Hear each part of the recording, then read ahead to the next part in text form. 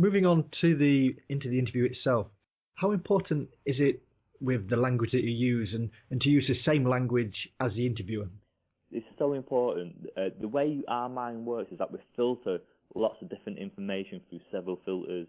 So we filter things through our experiences, through our own states, and then we all have our own way of learning. So people are kinesthetic learners, people are visual learners, people are auditory learners, and these learning states are also our filters. So what you can do is listen to how the interviewer expresses themselves, and you can use the language they use to influence them.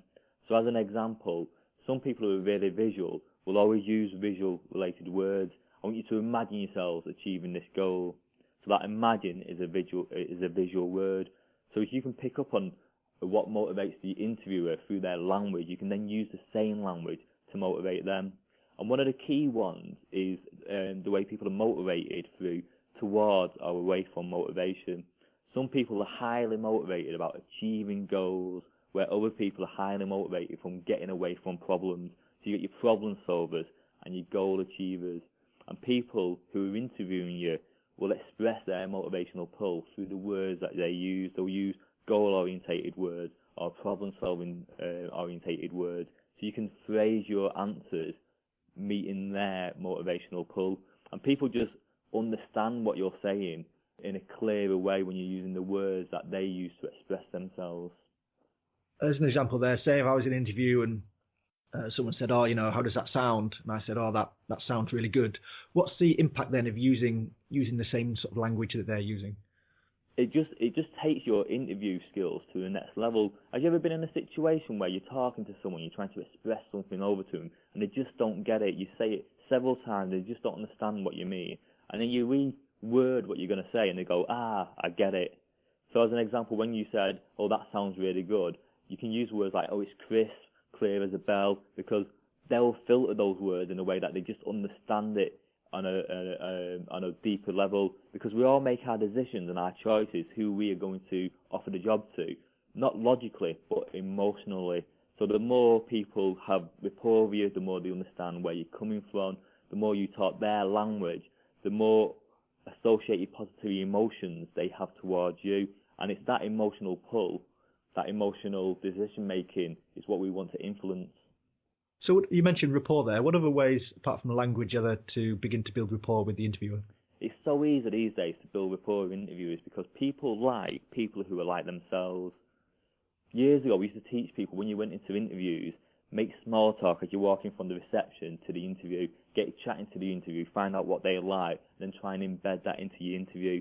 These days, you don't even need to do that because we have the internet and we have places like LinkedIn where people share their hobbies and their interests and what they want to do.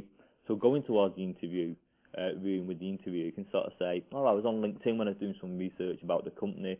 I was really impressed about some of the career achievements that you achieved, and I've also noticed that you're a part-time rock climber. And then you can express how you are interested in rock climbing or whatever it is that you have in common, because people will associate positive emotions to their hobbies and their interests. And when you talk about that, they'll bring up those positive emotions. So when we talked about the classroom experience, about talking in front of your girlfriend, you could remember that situation and felt negative.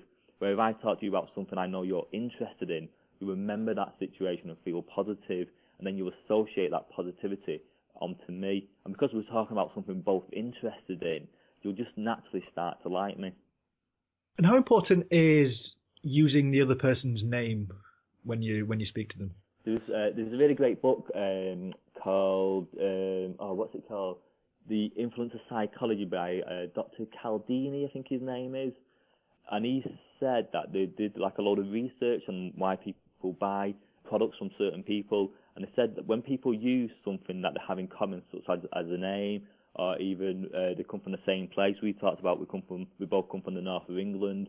When you find commonality, it increases likeness straight away. So you can find that with names, you can find that with hobbies and interests, you can find it with anything, but if you get commonality, it increases likability.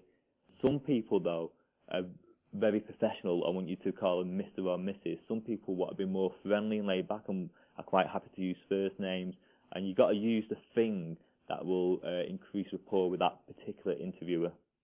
So there's no hard and fast rule, just depend on how they're introduced to you, and then go from there. Yeah, definitely. It's all about thinking about what that particular person, the person who's interviewing you, what ticks all their boxes, what motivates that person.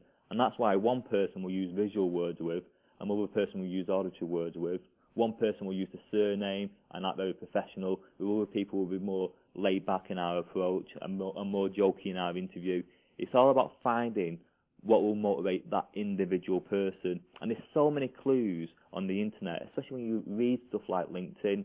People will express their motivational pull, that towards pull or that away from pull, with the language they use on their LinkedIn page. People will share their hobbies and interests. People, when they introduce you, the way they come across to you will give loads of clues away. There's a part in the book which talks about people's personality profiles and personality types, and that really gives you a great insight into that individual person, the way they see the world and the things that motivate them. And if you use that to express your answers, it just gets inside their head a little bit more, and they get that emotional pull towards you. So they just like you for some reason. They don't know why they like you, but it's just got this liking about you. And then you can add on your selling points and how you can meet the job criteria and add on extra stuff in that job interview, how you will make a real impact.